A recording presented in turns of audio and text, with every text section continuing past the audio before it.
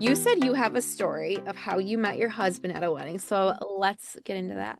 Okay, so I met Mr. Borger. We were both in the same wedding party for my cousin almost 16 years ago. And he clocked me right away and was like, that's the girl I want to marry. So we got to the reception, danced a little bit. There was definite connection early on. We both went our own ways. The next week, he called my cousin, old school, got my number, called me on the telephone. I heard this man's voice. Who does that Right. anymore?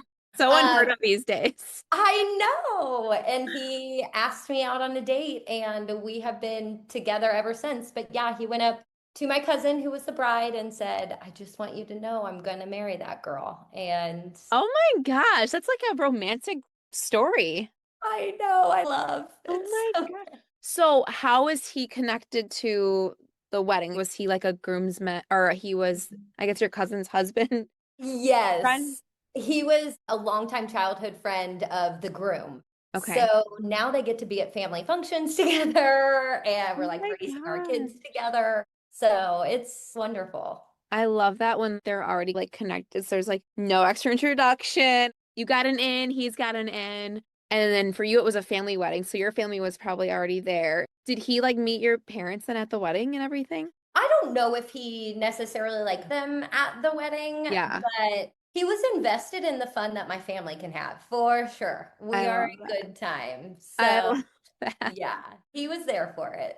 Oh, that's awesome. I love that story because usually when I ask people crazy stories, they're like, I try to not put people on the spot, but I love that it was like a positive, good story because Yes. people just remember these crazy moments. That's why I share them. But like for the most part, there are so many great wedding stories and like fun moments and wild moments about dancing and Yes. hanging out. Awesome. I love that. So when you're thinking back of all the weddings, I'm sure you have all these like flooded memories that come up. What's like one of the craziest or like, out there things that you either witnessed or you heard about or you saw at a wedding? I worked a wedding once in Staten Island. I got to know the bride and the groom for about 3 to 4 months. Everything checked out, everything seemed normal. I get to the wedding, we get her dressed, we have a great morning, everything is going really well. All of a sudden, 5 minutes before the ceremony, all her guests are seated, the wedding officiant's there. 5 minutes before the wedding, she grabs my arm, pulls me in a room, and locks the door. And she says, Jen, I hate the groom.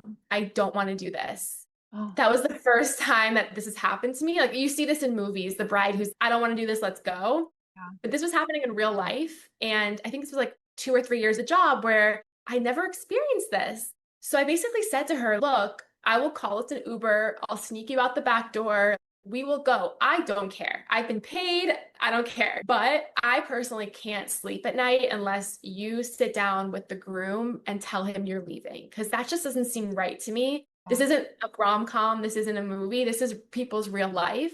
So I basically put the groom in the room with her. I put a timer on my phone for 10 minutes. And I was like, you guys talk for 10 minutes and then I will come back and whatever is decided, I will help you with. So in that 10-minute time, they basically hashed it out and they realized, okay, like they actually don't want to marry each other. They don't like each other. Oh They my, don't want to do this. But the wedding's now in like the wedding should have started. So oh, basically what they decided was that they were going to go through with the wedding. They never signed the marriage license and it was just going to be fake. Because the truth is, like, nobody actually knows if you sign your marriage license. And that's what marriage actually is, that legal document. So honestly, a lot of weddings, they just don't sign the marriage license and they're not really married. So the wedding starts, they don't sign the marriage license. They're like miles away from each other. The first dance, they're like high schoolers who like won't touch each other. It's an outdoor wedding. It's supposed to be a beautiful day. It starts storming, torrential downpour. Everyone's soaking wet. They go to move the cake on the dance floor. The cake falls off the table. Like literally everything goes wrong. It's as if the universe was like, this shouldn't happen.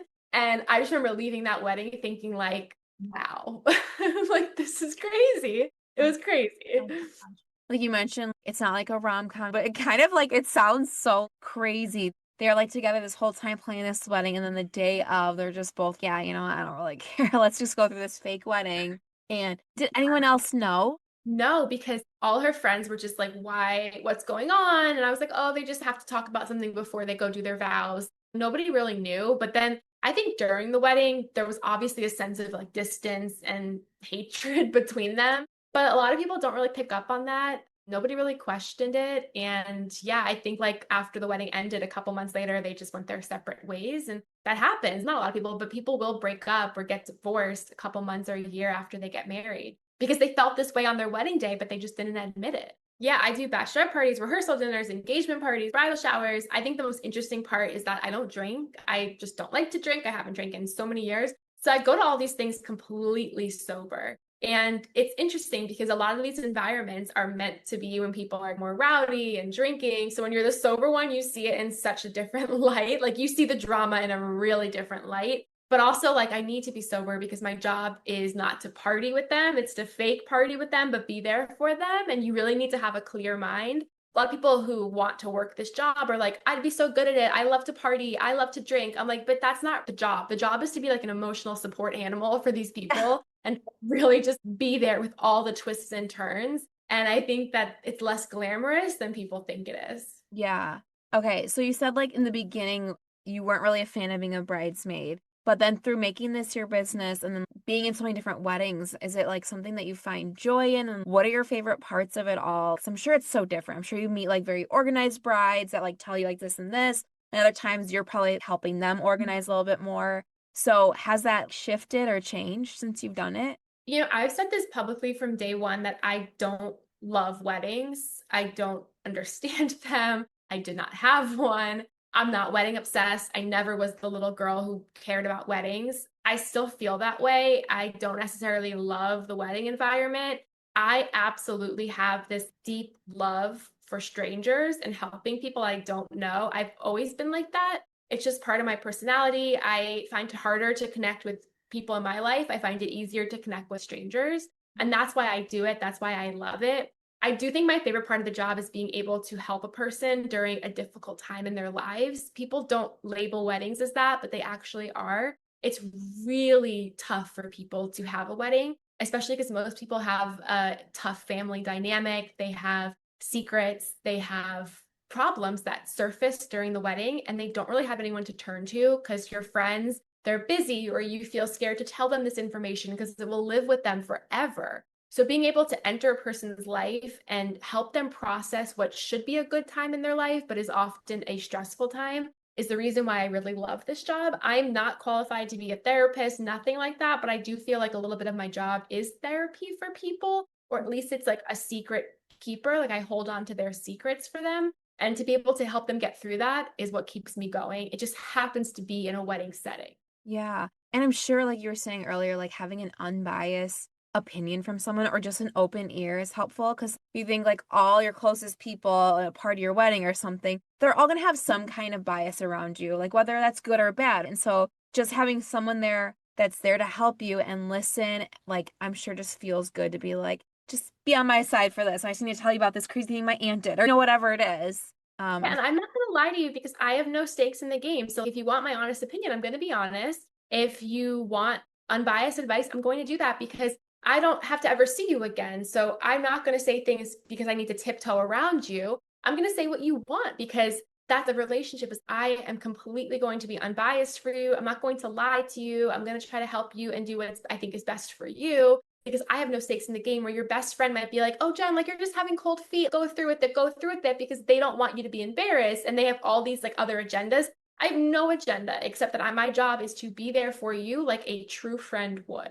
I've been thinking about how everyone really has internalized misogyny within us, especially like the way that I grew up and what I saw as in front of me modeled. Mhm. Everyone has internalized misogyny. And one way that it showed up in my marriage is that my husband loves to cook and he always has. And so when we got married, that was the role that he just naturally took.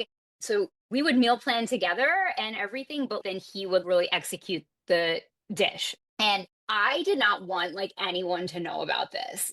I did not want his parents to know. Like, I didn't want to make it a topic. I didn't want to tell my mom because every time it came up socially, like it made me feel like it made me look bad. Like I wasn't fulfilling my duty. And there was even one time we hosted his family over and I made him tell them that I cooked the lasagna. And he was like, okay, like I'll tell them. That's okay. Like told him that you made it, and I had not. I had assisted. I had sous chefed. I was not doing it, and it still counts. But like, yeah, I was so worried about how people view traditional roles. Oh my gosh, I feel so Yeah, seen right now. I still, yeah, it's Ah, taken me a really long time mhm. to just now proudly be like, yeah. And it comes from women a lot of times. Like, women will make snide remarks and be like, he's the one that cooks. Yes. Okay. If I bring a dish to a potluck with friends, they'll be like, what did Huron make? That's my husband. What did he make?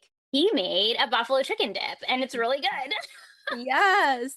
The Oh way, my the tone God. in which it's shared, or like just giving him credit, I'm like, what are we doing? There's internalized misogyny in that. Yes. I think it's too couples that maybe haven't openly have that conversation of maybe the woman does everything, almost feel like, I don't know the right word to say, but like when they hear someone's husband does do some cooking, they're like, oh, my husband Yes. doesn't do that. And so it's like an instant, like they're angry that it's not working out for them. I'm not gonna say who, but there was someone close to me that like when they found out my husband like cooked dinner for us one night to their husband, they were like, "Oh, you never cook for me." And it was Hmm. just this like awkward moment because I was like, okay, I don't know. Yeah. That's the same. My husband really enjoys cooking, and cooking for me has always been like second nature. Like I do okay if I like Yeah. focus. I don't find complete joy in it. I don't find joy. I've never really found joy in it. And I think that when you are in a partnership, like we've been talking about, like when one person has a strength and they take it on, it's not as though he's in the kitchen doing everything on his. I'm like behind, I'm cleaning. I'm sure you do dishes. I'm sure you're like part of it because you both have to be part of it. Yeah. So I think that when people know he cooks, they just picture me laying on the couch. We have two children. Somebody's giving them baths, like somebody is doing something. There's always something. My hands are never just idle. But whenever we know that a man is taking on a very traditional role, society is Mhm. it wants to criticize that. I don't understand it. I really don't get it. 100%. I feel like there's so much more discourse about that now. And the older generations that almost didn't really have a choice, where it was just like the man goes to work, he comes home, dinner should be ready on the table. Maybe even like older, because I don't know. I think my parents' generation was starting to equal a little bit, but it's like grandparents' generation for sure. It was like dinner on the table when you get home, mom takes care of the kids. And so now that they're seeing this conversation, people that I feel like it worked for them, and they're like, why can't the wife just be cooking? Why can't this happen? It's You got to question, who was it really working for? Who remained extremely comfortable in the way that it was? If we want to sit here and assume or make these statements about how happy our grandmas were, Mhm. cross culture, they were not. They were oftentimes burdened without a choice. Yes. There's not a lot of happiness in that. Okay. So you got to just be able to critically talk about these things and not just be like, why can't it just be like traditional? Yeah, 100%. Yeah. I don't share a lot of my personal life on out here, but I've had two different molds when it came to my grandparents. And like my grandma that I'm really close to, I don't even know when it was. I was a kid when she got divorced, but she's always taught like such independence. Like she's done everything for herself. And I feel like I learned a lot from her because Yeah. she was like, women can do everything. Like she was an ER nurse and I knew more than the doctors. Doctors would try to come Yeah. in and these men would try to tell me what I knew. And I knew more than them. And I was like, Yeah. yeah, you go, girl. And she was like, brought a lot of that out of me because I'm like, Yes. she's not traditional in that way. So I was like, yes, we need that. It's amazing and rare, right? Like, I'm sure for her generation that Oh, was a yeah. little rare. And maybe even getting divorced was not accepted by society because it wasn't as common for her generation. The next generation, yes, it became like more common. Women were no longer tolerating and like joining the workforce like full time. You have two parents who are working full time. And if the domestic labor is not, if there isn't equity in that, then it's going to cause conflict as it should. Yes, definitely. Oh my gosh. I feel like we could talk about this forever. I Oh love my God, yeah. stuff. I'm so like passionate about it just because I feel like it makes such a difference in the way I'm able to parent because my husband's an equal partner. Hmm. I feel like so many women can't speak up about that, or they just were pushed into the role of, I feel like stay-at-home moms are amazing. And I think that is your passion and goal, and like do it. Yes. But so many are pushed into that role without asking if that's what they want or if they want more. And I know I can get on a hold. topic from It that. really could too, because I think that a stay-at-home mom, we need to start looking at that as a literal job with duties. And you would never be working somebody around the clock, right? Like you would never give them 24/7 tasks. Like they're working overtime constantly. Other jobs do have boundaries usually, or you can put in place healthy boundaries. And I'm just reflecting on like my job as a teacher, which oftentimes can have no boundaries, but I had to really work to do that. So you've got to be with somebody who also understands what you're doing is a service, it's a job, and you may not be getting a paycheck for it, but you're saving your family money. So there is like a financial aspect of being a stay-at-home mom, and we need to be talking about that a lot more than we do. Yeah, we need to be valuing it as, yeah, the full job that you're just talking about, because I used to work for like a mommy brand and I worked in a mom group. And so many of these women were just almost put in a spot where it's like their husband controlled every single thing. And so it's like they wanted that stay-at-home job mom role, but then they weren't able to have a certain amount of money. And it's no, we need Yeah. to like value, because by her doing this, you're allowed more time at work or you're allowed more time to do this. And so, yeah, that's one of the many issues in our society right now. Yeah. Yeah. Wait, I'm laughing because I just realized we never talked about my dress fitting. Should we talk I about it? I just thought about that. Yes, tell the story, please, because I immediately thought about that. Oh my gosh. Okay, so I can't believe I've never shared this before. Was it my first dress fitting? No, I think it was your second. So it was to try it on. So I went into my dress fitting, and I think for that one, it was, No, because you had already been there before. yeah. Yeah, so this is your second time. So I must have gone, did I go by myself? I think Jordan went with you the first time, didn't she? And then I went with you the second time. Okay, Jordan and my mother-in-law, I think, went the first time, maybe. Yeah. I was pretty sure, yeah. Yeah. And so I go, and first, okay, me, you, and my mom pull up. Or no, you were maybe behind us or something. We pull up, and I called the woman, and she was like, I don't have any appointments today. And I'm like, yeah, you have an appointment. We're outside. And she's, nope, I'm looking at the books. I don't have anything. She's like, can you come back? And I was like, my maid of honor and my mom are here and they live an hour away. I can't really just reschedule today. And she's, oh, okay, I'll be there in 30 minutes. Can you just go to the local coffee shop? Which ended up being really cool. It was a great experience. It was really great because it was Friends theme, and we're big fans of Friends around here. So that was really cute. Then we go back and she's still not there. And then she like quickly comes around the front, lets us in. No, she doesn't even let us in. I think we let ourselves in. She's in the back, doesn't even come out to say anything. And you can just hear her back there. And she's like, yeah, I'll be out in a second. And I was like, okay. It was like another, 20 minutes. Yeah, we were waiting for a while. And Yeah. she was a grandma, right? So she had, was it one grandbaby or two? Just the one. One was there and she was like toddler. She was a toddler. This woman is stressed out, sweating. I can hear like in the back things falling down, being knocked over. I can like, feel the tense, like Yeah. tension. yes. Yeah, so then she was like, what was your name? I was like, Krista. And she was like flipping through pages back there in this room in the back. And she's like, yeah, okay, we've got your dress. We'll get it on. And she comes rushing out and puts it in the room. And I like go in there by myself. I like shut the door. Or did I go in there by myself? No, I can't remember. And then I like slowly open it or something. And I was like, Yvette, come here. And you're Yeah. like, what? And so you and my mom came in and I was like, there's blood all over the dress. It wasn't just a couple spots. It was all over, underneath the layers. Like a trail of everywhere she was touching, which is the whole dress. She was leaving blood everywhere. Yes. And I feel like she like overheard me say that and then like came back and she's like, oh, it's just a spot. And then just quickly sprayed and wiped. And I was like internally panicking. Cause like in that point, of course, sure, most things can come out, but it's just like a kind of a weird thing to be like, there's someone else's blood on your dress when you're like here to try it on. Yeah. I think she was like panicked doing it fast, really fast. And I was like, okay, you know what? They said something's going to happen wrong during your wedding planning. And I said, this is the thing. And I'm just glad it's my dress and it's early.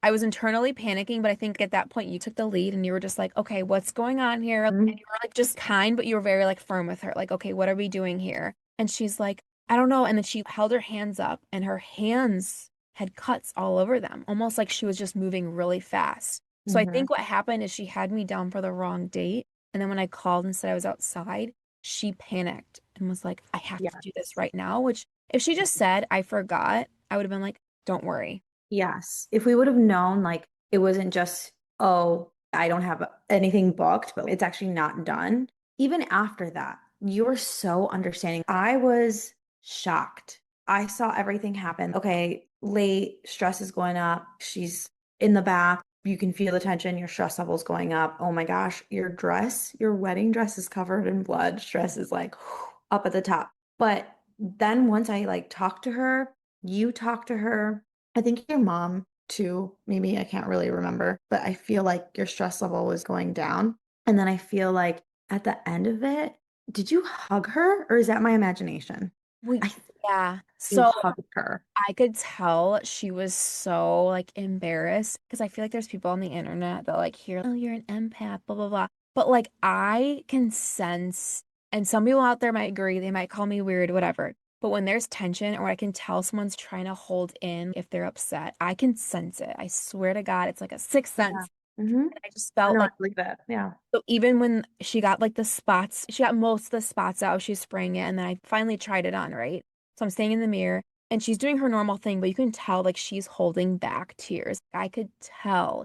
And this poor woman, like, you could tell she does not do this normally. She kept saying, I've never done this before. I've been in business for this long. I've never done this before. I'm so sorry. Kept saying sorry. We've all been in shitty positions where like we either forget something or we mess up something, we're late to something. We've all done that. And so like I could tell even when she was looking at the dress and I was standing on the podium or whatever you want to call it, she was like holding back tears. And I think she felt so embarrassed. And so then when we were booking the next appointment, she was like shaking. I remember seeing her hand shake because she was so embarrassed. And I go, hey, it's okay. And I was like, it's fine. We are good. You did a great job. And I was like, can I hug you? And I was like, I are you remember like, that. I don't even know what she said. I was like teary eyed. I feel like the tears coming right now because no bride does that. Just says so much about your character, not to like whatever kiss your butt, but no, seriously, it's your wedding dress. Every little girl dreams about getting married and like having the perfect dress. And you have a situation, and at the end of it, instead of taking your dress, going somewhere else, or being like, I better get this for free. None of that. It was, hey, you did a great job. And I remember you asked her for a hug. And she was like, yes. And I saw you guys hugging. And I remember looking at your mom, and we were both like, just so moved by that. And it was just so sweet to see. And yeah, such a good story. And when we left, there was still blood on the dress. You said that she cleaned it all off. She didn't get it all off. There was still blood on the dress. Do you remember that? A lot of Yeah. spots, I think. Yes. Yeah. I think because I was just like, why? And I don't know where this comes from, but I'm like, why make someone feel worse? She probably feels terrible right now that she like messed up or forgot or she's so embarrassed. Because I read these stories with these bridezillas, and honestly, most stories that get sent to me aren't bridezilla stories. They're mostly like family related, whatever. But you read them and you're like, why make someone feel bad for a mistake or an accident? Or I've worked in the restaurant industry. I know you have too. And it's like you see stuff like that too. People are terrible to people in the service industry. People are terrible to anyone that's just trying to help them out. And I'm like, I would feel awful leaving knowing that she was crying because of that situation. I want her to be like, no, I'm still your customer. You're busy. You do a great job. I obviously came to you because you were recommended by me. I'm not going to leave like a bad review or anything. The dress ended up looking gorgeous. I loved that dress. I still love it. There's so many heightened emotions around weddings, and I feel like it's so easy to lose your cool, of course. Like you hear about it all the time. But you have to remember, like, the people you're working with are human too. They're allowed to make mistakes. Yeah, absolutely. Yeah. Yeah, I'll never forget it. Yeah, I knew. I was like, no, she hugged her. I remember she asked for a hug. And And honestly, I shouldn't say out of my character to ask someone for a hug. Like a stranger, I don't know, something came over me and I was just like, she really needs a hug right now. Because I remember just seeing her hand shake as she was like writing the next appointment. And I go, hey, it's okay. We're fine. yeah, The yeah. wedding day will be great, honestly. And she was like so sweet. She's like, send me pictures of the dress and all that. Yeah, I don't know. I just feel Probably went home that day to like tell her family, and then she probably said how great you were. And I can't believe it. She hugged me at the end, and I felt so bad. And thank God she was a good bride, like a sweet person. Yeah. I don't know. She was great. I feel like there's a few groomsmen in our wedding that went to her and bridesmaids because I was like, go to her. She's great. She's local for some of us. And Yeah, she was awesome. Hey, drama lovers, big news.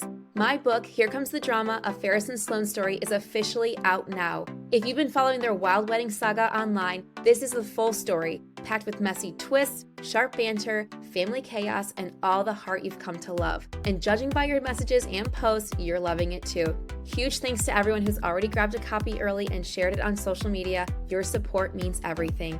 If you haven't read it yet, now is the time. Head to KristaEnnis.com/book or click the link in the show notes. It's available in both print and ebook. Grab your copy before the spoilers start showing up in the comment sections, because trust me, you'll want to experience every jaw-dropping moment for yourself.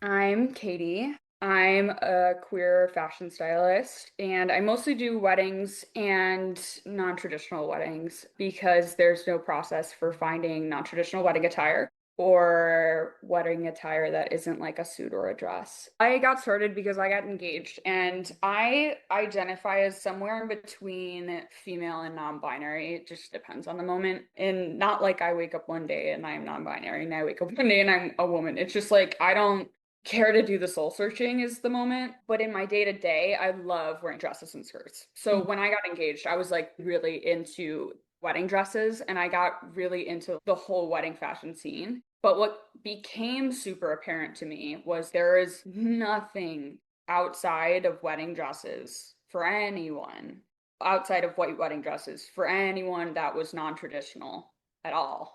And there were just no options, none. And the thing is, all the wedding dresses were the same too. There were like 10 different styles, and there were like 10 variations of those 10 styles, and that's it. And there were not even non-traditional white wedding dresses. It was so crazy to me because to find the non-traditional white wedding dresses, they were like on Etsy that you had to order from across the earth. Like you couldn't try them on. It's just so weird. It was such a weird thing to me.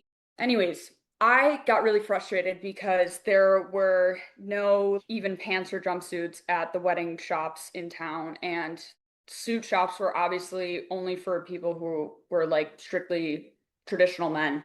And there was like nothing in between, and there was no color anywhere mostly. And it was just like nothing. And so I loved the wedding dress situation. And I just started learning about wedding dresses a lot. But I started posting on TikTok because I started to get into like content creation at the time. And so I started wanting to help people find their non-traditional wedding attire. And so that's how I got into it. Is I got into it myself, and then I got into wanting to help people because I realized that they didn't have it. They didn't have a means of finding it. And also there wasn't a lot of it. So that made it twice as hard. And so that's how I started. Is I started in wedding fashion, and now I do wedding fashion styling. So I help you throughout the journey of finding your wedding attire and also styling the accessories and all the little details of your wedding outfit. And then I also do personal styling on the side, and I do some red carpet styling, event styling as well, just like to a much smaller scale than the other two things. And yeah, I do a lot of things because I just take on things that I want to do, and I don't really say no unless I really don't want to do it. Yeah. When you say non-traditional wedding dress and you're talking about like jumpsuits, I remember I was engaged and I was like starting to plan my wedding. My friends all know me. Like when I was a bridesmaid, I love a good jumpsuit. So for like Good. 3 weddings I was in, I wore a jumpsuit Good. because it looked like kind of dresses, so it looked like uniform. But Especially like a palazzo pant or something where the wide leg was flowy. yes, I loved it. And then you're on the dance floor and you're like, I can do my thing. You can do the splits, you can do whatever you want. Yeah. If I wanted to learn how to do the splits that night, I would be okay. But I remember seeing a lot of the bridal jumpsuits starting to come out more and more. I wore one to my rehearsal dinner, but not the actual wedding. So when you say untraditional wedding dress, what kind are you looking for personally? Or do you look for brides or couples getting married that come to you for that kind of unique look? Yeah, so the reason I say I'm like a queer wedding fashion stylist is because there's no one that tailors their services to the queer community. And I don't want to be exclusive of other non-traditional people that want these kinds of services, but I know that there's no one else that actually tailors their services to the queer community. And I think that's important, especially in this time, day and age, when queer people are just being targeted left and right. To take a step back, I think the attire that is non-traditional is more like the drama of a dress, but the comfort of pants. like you just described, a jumpsuit is going to give you the mobility and the freedom to do what you want, but you get the prettiness of like a dress. And I think a lot of people, when they come to me, is they're like, I want the drama moment of a dress, meaning I want a train, meaning I want the details, and I want the like princess or prince or something where it's, I want the grandeur of that. But I don't want to be in that level of femininity of a dress Yeah. because they feel secure in pants. Yeah. I love And I that. think a lot more people do feel secure in pants than dresses. Yeah. But like suits are just out of the question for a lot of people. Yes. Especially because the options for suits are traditional man suits, which are like boxy as and then there's women's suits, which are like business suits that you wear to corporate events. And then there's the other accessible suits you find out fast fashion places. There's no like good accessible suits for women that are like quality that you can just find. I don't know, Yeah. like where would you even look for that? I'm like Yeah. off the top of my head, I don't even have an answer, and I'm a fashion stylist. That makes me so angry. This says I had to uninvite half of my friends to make room for my mother-in-law's tennis buddies. No. What? Whose wedding is it? Oh my God, I call it. They're going to stop talking to the mother-in-law like 5 years down the road. Like Yeah. altogether. No way. That's insane. That sounds, and I'm obviously reading between the lines, but that sounds like a mother-in-law that was maybe paying for part of it or something, and she used that as a way to control the wedding. Because Mhm. I see the make room, like you had to. Who said you had to? Yeah, that's a manipulation. Like that. I don't love that. I don't I feel either. like it's probably going to go bye-bye for a little while. Yeah, we need to say no, set some boundaries with that mother-in-law. Okay, this last one says, I joked I wanted pockets on my wedding dress for getaway money. Deep Oh. down, I think I knew it was true. Oh, the number of times Okay. people have confessed to me, like, I had a feeling before the wedding. I told my dad I didn't want to get married before the wedding, and I still did. I've gotten so many of those. And I I'm had a friend do that to me. really? Yes, I knew before they got married that she did not really want to start all over, is like how she put it. I don't know. I took that to my grave. We don't really speak anymore, and that is not my business, and they're still married. So sometimes it works out. Oh, see, I was gonna say the opposite happened to me, and I've talked about this before, but I was in a wedding years ago, and every wedding event there was some kind of thing, and it was with him. Every kind of thing. She like cried in the car after the bachelorette party. She cried in Oh the yeah, car don't do it. after the Mhm. rehearsal. All these different things, and I was just like, "Hey, should we rethink this?" Oh, we already paid the vendors. I'm like, "Yeah, but divorce is way more expensive." Oh God, no. Yeah, no. If there's a doubt in your mind on the person, I feel like you've got to cut and run. Getting divorced is so much more traumatic. It's so much more expensive. God forbid you like have a bunch of kids. No, if it's not right. So on my page, I talk a lot about, and I'm very happily married, that like marriage should not be this like default standard that people are trying to hit, because when you get 12 years in a marriage and most people my age got married somewhere around the same time I did, you see a lot of divorces by now. Okay. We're starting to have that first round of divorces coming through. And it's God, what a waste, not what a waste, because a lot of them have children, and that's like the wonderful thing that came out of it. You don't have to get married. You could end up really miserable, like in so many ways. And it's just not something that, if you can in any way imagine your life without that person, not without a spouse, but without that specific person, don't do it. Right. 100%, especially if you're a woman. Oh yeah, totally. And I always have this too, like I've been with my husband, I think we're going on 11 years this year, but we've been married 3. And so like for us, I totally agree with what you said about you don't have to get married, you don't have to follow a certain timeline. So many people are constantly like, when are you getting married? When are you getting married? And I was like, we Yeah. do things on our own timeline. And I just feel so many people have their own expectations on everyone else. And especially as women, I feel like we have the expectations of, okay, I need to do this, then I need to get married, I need to have a baby. You feel like you have to follow this timeline. Yeah. And No. it feels like a rushed timeline at the moment. And I fell prey to that too. I was like, oh, I want to have 2 kids by 30. And like I did, but now looking back at it, I'm like, you idiot. You should have just been like, find the right person and then figure it out. Yeah, I know. I remember if it were just like my then boyfriend, but husband and like doing our own thing, we'd be like totally fine. And then someone would bring up, oh, are you guys gonna get married? And I would be like, wait, are we doing something wrong? And it almost puts this Yeah. like, not like guilt, but this feeling of you of like, wait, are we doing something wrong? Is our relationship because we're just dating right now? Is that wrong? And you start getting this No, because fear. half of them end in divorces anyway. So marriage Yeah. isn't the great indicator of like lifelong companionship anymore. And And like too, our parents' generation, I feel like they were so committed to like marriage that like they stayed unhappily married for so long without actually admitting, I actually hate oh, and this they want person. gold stars for it too. They're like, we've been married 35 years. I hate Jeff, but he lives in the other bedroom. But we've been married this long. And I'm like, but why? What kind of award are you winning here? I know some people have the whole like divorce is a sin thing, but you're already in hell. Yeah. Like, I don't see the point in that. A relationship should only be there to enhance your already wonderful life. And if it doesn't do that, then it's not worth it. And I feel the same way about kids too. I feel like the relationships that I see with people who don't have kids by choice, obviously there's people who have extenuating circumstances where they can't have children, but people who choose not to have kids, I feel like they have this like gift of time to like really find their perfect partner. Yeah. And they usually choose better. They get to choose somebody that they truly just genuinely want to spend all their time with, as opposed to people who do the musical chairs type of marriage, where they're like, it's been 3 years since college. I guess you're the guy. Like, Yes. Yeah. yeah, I guess you're the person I'm with right now. So musical chairs, let's do it. Let's Yeah. get married. Timeline's a ticking. I feel like it saddles us down in a way.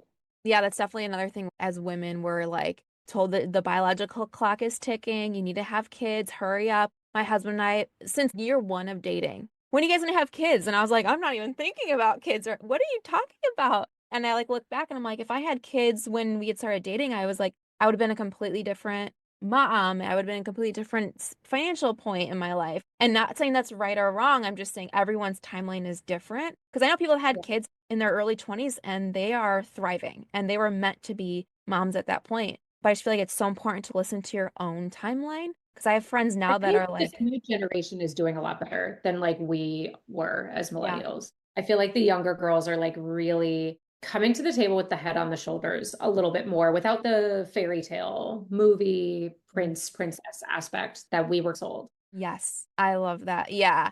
I've noticed like the shift in the movies, especially with my daughter being, she's 2. And I feel like the movies have shifted. Obviously, there's still the fairy tale, but I'm like, let's watch Moana because she's like Yeah. brave, or Merida. She doesn't need a man. I try to show her some different things because, of course, we still love the classics, but it's good to open their horizons up a little bit. Yeah, definitely. I mean, my daughter, she still very much knows she wants to get married and have kids. Like I knew from a young age, so I don't balk at that. Some people just really have that desire, but she still is like, maybe I'll be president and a dance teacher. And I'm like, you go, you I do love both. that. Like, Yeah. yes, you No, do both. stop you, girl. I love that. Yeah.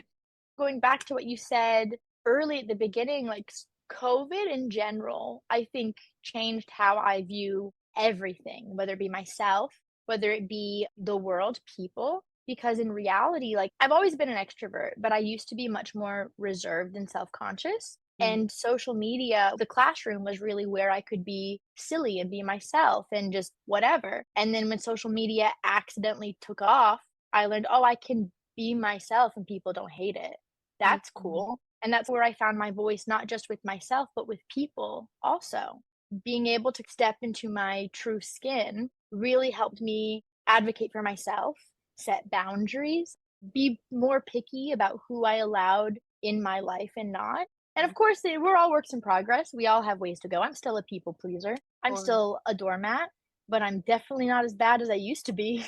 Yeah, I know. I totally agree with you. Yeah, the people pleaser, the thing where I'm better at saying no now if I like don't have time or I just can't do it. I still have that guilt though. I'll be like, are they gonna think I'm a bad Yeah. person or a bad friend? And Mhm. then my All husband will the be like, time. no, they literally are, it's not No. a second thought. It's okay. Yeah, it's interesting how you're ingrained in that, but I always call myself a Mhm. recovering people pleaser because I'm like, I'm actively working against it and telling myself, okay. Exactly. But I think my like immediate filter is better at reading people now. I had a thing happen where someone that I had met years ago, and I'm going to be very vague. Someone I had met years ago, and the time that I met her, she was not very friendly or kind, Okay. okay? But since she had seen videos of mine on TikTok, and when she bumped into me, immediately asking how I could help her, and was like, oh, my Mhm. thing, like over here, and asking me all these questions. I'll send you a message on TikTok right now because I'd really like to know how I can do this. I was at an appointment. I was somewhere. And I was like, okay. And I came home to my husband and I was like, I have no intention of messaging her back because I could tell it was for all the wrong reasons. Yeah, Was just, I exactly. felt like very used and like icky after it. And she's talking Yes. so loudly so people could hear and like being like asking about personal things. And I was just like, sorry, I'm just not interested in that. I know people are gonna be like listening and being like, Krista's all over the place today. Okay. Longest episode ever. No, I love- love this because Yes. I'm all over the place. And so she's really just mirroring me. It's my fault, guys. It's No, fine. I love it.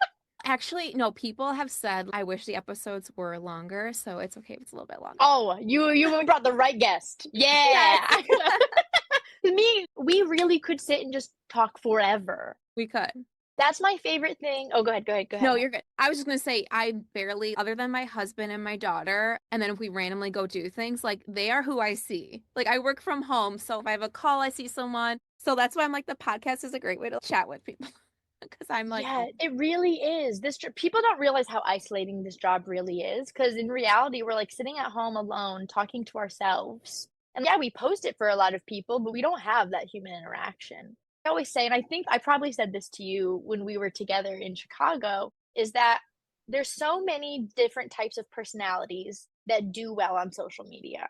And when you find the people that have the similar one to yours, it's like the most validating and wonderful feeling. And I'm like, I want to talk to them all day long.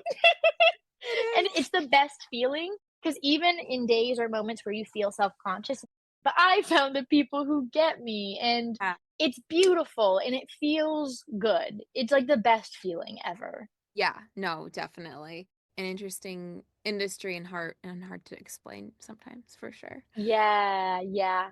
I think a lot of people say a couple things that I hate men, which I don't hate men. I just want men to show up in a more meaningful way. And I think most of them want to do that, which I know not everybody believes that. Like I actually am a person on the internet who says, I actually think most dads want to be good people and good parents. They're not doing it necessarily, but I think they want to. And so it's worth trying to get them there. But most people say, I hate men or that my husband must hate me. Those are two top comments because I've talked about my own experience in marriage and motherhood with my partner and what that journey's been like. And this mostly comes from men. Obviously, it's not coming from women. I would say the vast majority of women feel understood or at least relate to something that I'm saying, even if not everything. But those tend to be the top comments, which is because I'm pushing for gender equity that, yeah, I don't like men and the men in my life don't like me. And I feel like too, it's like people that say that kind of thing in their family, it's if it's not broke, don't fix it kind of thing. Yeah. It works for them, but does it actually work for them? Maybe it works for them as the male partner, but have they actually sat down with their partner and asked, does this work for you? But I think some are probably afraid to ask that question because they don't want to get the pushback or have to carry more of that mental load. Yeah, I think it's layered. I think it depends on the person, obviously. And one, I hear from women in their 60s, 70s all the time who are like, I wish I'd had this when I was younger because I just suffered through it. And I spent 40 years of my life catering to somebody who never helped me at all. And I hear that constantly. And then I'm lucky enough to hear from young women who are learning about what they do and don't want in a relationship. But I think for men, some of it's what did I see growing up? What did my dad do? What did my mom do? I think to your point of happiness, one of the comments that I see often, which is always so surprising to me, and I think comes from a very specific subset of men, is that men will sacrifice their happiness for their family and women will sacrifice their family for their happiness. So insinuating that women who expect more from their partner or choose divorce because they're unhappy are choosing their own happiness above their families. And men are willing to suffer for their families. And it's this very specific talking point that I find so interesting. But I think it's, again, trying to position women in this bad light, the same way we do a single mom. Single moms are bad. Where are the dads? The moms are there. We talk about that. Yes. The impact that being raised by a single mother has. And we never say, okay, the impact of a father being absent has, right? We never talk about that. So I think it's a branding thing, but essentially, whenever women do something that remotely prioritizes themselves, we position it as selfish. When women have a career, they're selfish, right? Looking to make a ton of money. They're letting somebody else raise their kid. When men do it, they're providers, they're family men, right? They're putting food on the table. We have very different narratives for men and women in our society, so much so that we would never call a mom a hands-on mom or a present mom. So many women will be like, I have the best husband. He's such a present dad. He's so hands-on. Yeah, have to be hands-on with a toddler. There's no other version of parenthood for women. And so it's just so interesting. I think some of it is just yeah, the status quo, what we're used to. And then other parts of it are, yeah, what we think about men and women and their time and whose time we truly value. That's such a good point. Yeah, it's like I've seen videos about where it's like a mom could be juggling like a few kids at the store. They're like, that's a mom. The kid might be like throwing a tantrum or something, and they're just like, okay, whatever. She's doing her mom thing. But if a dad does it, he's such a good dad. The Oh best my dad. gosh, he's such a good dad. And I remember like people will say stuff about my husband. They'll be like, oh, he changes the diapers. Oh, he takes her places by himself. I'm like, he's her father. Like, why wouldn't he? Yeah. But I feel like it's Yeah. also generational. At least my parents' generation, I feel like a lot of times it was stay-at-home mom, so she was with the kids a lot. The dad was at work and we saw them for dinner time. The older generations are like, what's happening here? Something's shifting. Yeah, totally. I think things are shifting. I think in the millennial generation, you're seeing more egalitarian relationships, which is amazing. You're seeing a little bit more polarization in the younger generations between men and women and what they expect from one another. And I think there's many reasons for that, but it is interesting how different millennial men are compared to their fathers. And I think that's a good thing. I think it's a good thing, but it doesn't come without pushback, obviously. When you're talking about deeply ingrained expectations of men and women, when you push back on those people, it gets uncomfortable.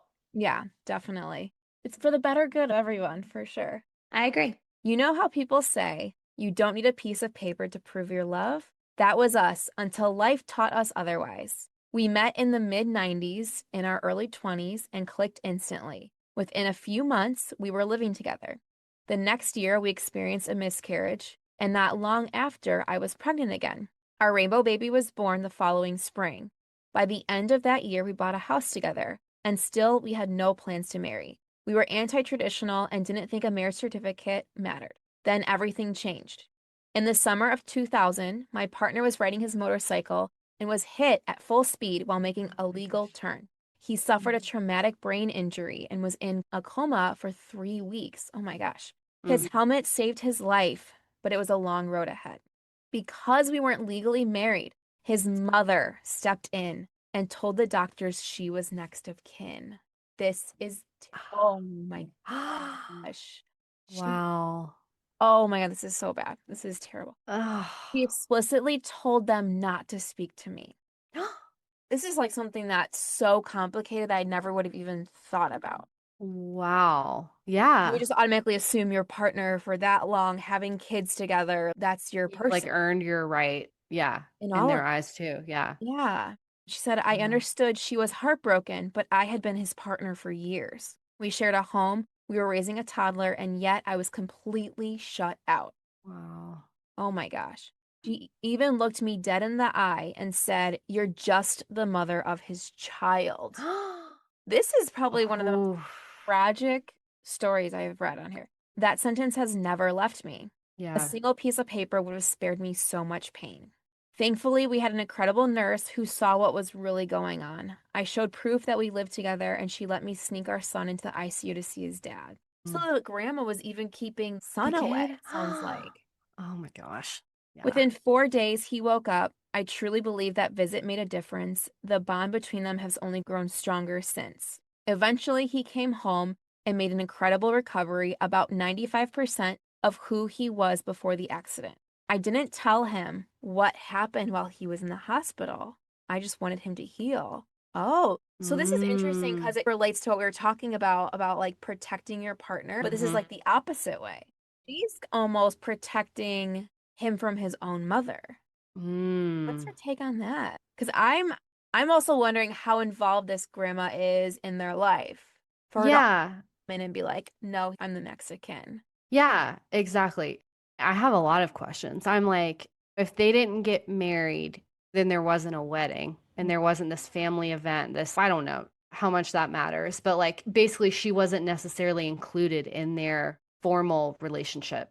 And I'm wondering what their relationship was like before, how involved she was, how not involved, what her relationship was like with her son. So that's what I have, just context. I want context to that. But you want to demonize the mother-in-law in these situations. Like it's easy to say, oh my gosh, what a terrible person. How could she do this and disrespect me like this? And I wonder again, that's like zooming out. Is this a pattern where she, like the partner, doesn't share things with him to protect him? And is this just another thing, part of that when this is something that he definitely needs to know.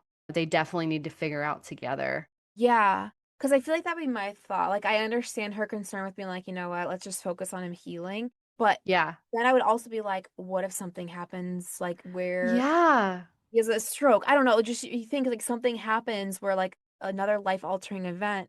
Of course, you would hope like nothing happens after that, but like things happen. And then you'd be like, okay, how can I protect myself now? I want to talk to him because I want to make sure we're like on the same page moving forward. Yeah. Wait, did she say that she didn't tell him any of this? Is that what So she said? there's still a little bit more, but she said so far, I didn't tell him what happened while he was in the hospital. I just wanted him to heal. Okay, yeah. Okay, wait, and then right after it says, so I didn't read this yet, but once he was well enough to return to work, we started making secret wedding plans. Oh, So, okay. okay, let's see where this goes. Okay, it says, we hosted a backyard barbecue that December. A few close friends and family knew it was more than just a cookout, but most didn't. Okay, so they did a surprise Oh my wedding. gosh. Most didn't, including his mother. I Oh wait, his mom didn't know didn't know. that it was a secret wedding. Okay, I have so many thoughts now because I'm like, okay, was their relationship with the mom always bad? Or if the mom always made it clear that she did not like her? Because now it's, I'm not going to tell you what happened, so you talk to your mom. We're going to have this wedding. Oh my gosh, I didn't even think retaliation, basically. Which, like, obviously they're going to get married anyway, so I don't want them to think I'm thinking that. But I'm just like, oh, you did that to me while my husband, Watch this. yeah, Watch this. I'll prove to you Wow. how much he's my partner. Or she just learned from that. This woman is not safe for us to tell Yes, anything to. And we need her in a group of people so she's not acting crazy that when it's our moment. that's such a good. That's who. You can't make this up. You cannot make this It's up. wild. This is a wild Wow. story. Yeah, I'm like picturing it now. And that was such a good point about being aware of, okay, how could she act out if it was just us? This way, she's going to maybe, hopefully, be on her best behavior. Because certain people like that aren't going to put on a show. And they might. Some people might. But if they did, there's witnesses now. Yes. Yeah. So we're Man. not the crazy ones. It's not us. Yeah, exactly. Like now you see, yeah. Yeah, this is what we're dealing with. Oh my gosh. Oh, here we go. She had Okay. no idea it was a wedding until the cake came out. Ah. She was livid. Oh my gosh. Ooh. A year or so later, we paid off all of her debts and helped her move out. Move That's- out. Wait, was the mom living with them? Did I miss something? Because that would be crazy if the mom was living with them and she didn't know they were getting married. Yeah. If the mom was living with them, how long was she living with them for that she then blocked out? I'm so confused. Oh my gosh. Because Oh, it says best decision we ever made because they paid off her debts and helped her move out. So she was living with them. oh wait, helped her move out. Wait, paid off her debts and helped her move out. Yeah, moved out of where? That's the question. Yeah. Oh my gosh. It says our relationship with her stayed strained for over a decade. She passed away in 2014, and since then, life has been calm, happy, and drama-free. Now we're planning our Man. 25th wedding anniversary, and this time it won't be a surprise to anyone. Oh my God. Oh my gosh. That is a wild story.